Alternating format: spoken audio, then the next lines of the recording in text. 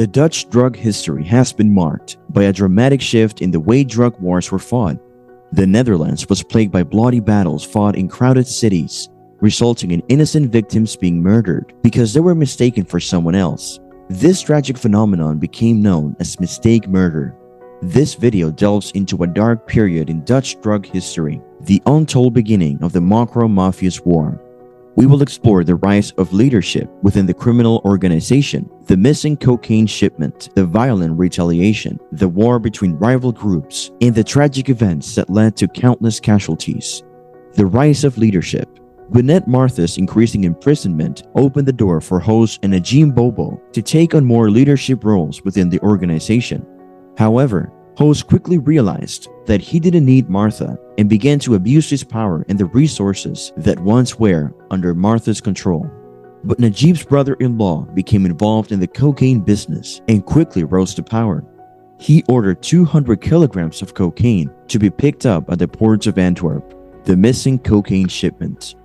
In a shocking turn of events, it was revealed that the cocaine shipment that was supposed to arrive at the ports of Antwerp had gone missing. The group responsible for retrieving the shipment, known as the Turtles, claimed that it had been intercepted. However, Benal Fadawi, already a rising leader in the criminal underworld, did not believe this explanation.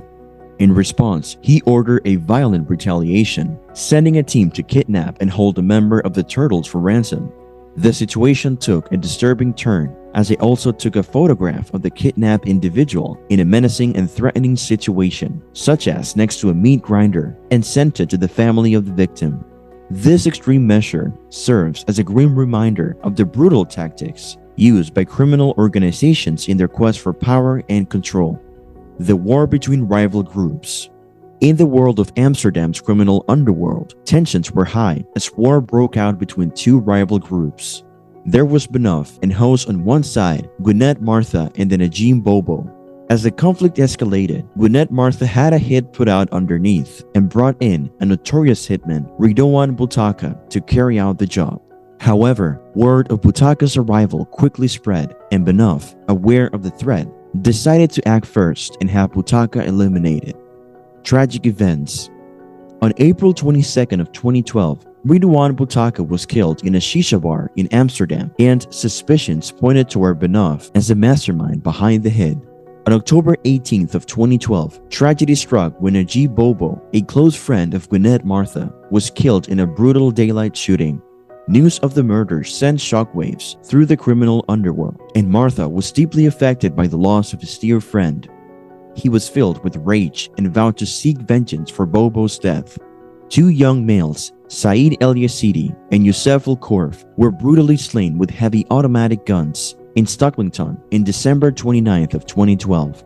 Gwinnett Martha's camp retaliated for the murders of her close companions Ridwan Butaka and Najib Bobo. Benaf, Said El Yazidi, and Youssef El Korf drove a Land Rover to meet Rida Benajam that evening. A fast-approaching automobile opened fire through the windshield. Target Benaf escaped. He raced rapidly and jumped into the sea to save his life. Two police motorcyclists waited on the Haarlemmer Wig as the Audi fled. The Audi driver pushed the brakes and threw a Kalashnikov out of the window as they pursued. The cops crouched behind their bikes in fear for their lives. The bikes took many gunshots, but the policemen survived. On March 16th of 2013, 21-year-old Rida Benajam was murdered on the streets of Amsterdam. Rida Benajam is seen as the one who lured Benaf to the Stadsledenburg. Rida Benajam was originally a member of the Benaf group, but things took a dramatic turn when Benaf failed to pay Rida for a job that he had completed. This betrayal led to Rida's defection to Martha's camp, but unfortunately, it cost him his life. This story serves as a reminder of the harsh realities of loyalty and betrayal in this world. In a tragic turn of events, a young father named Stefan Egermund was killed in a mistaken murder. He had just returned home from watching a soccer match at his brother's house and was searching on a parking spot on his street.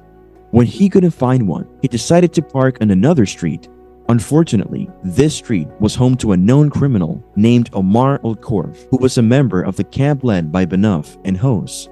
Omar was also the older brother of Youssef El Korf, who was brutally killed in the Stadsledenburg neighborhood. who was brutally killed in the Stedenberg neighborhood. Stefan was likely still sitting in his car and didn't even see the gunman approaching, who walked up to the car and shot multiple times through the driver's door without checking who was inside. Stefan was mistaken for Omar because he drove the same kind of car that Omar did.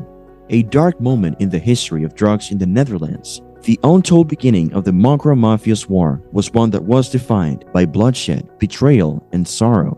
The actions that we have discussed in this video are merely the beginning of a protracted and destructive battle that will result in an uncountable number of deaths.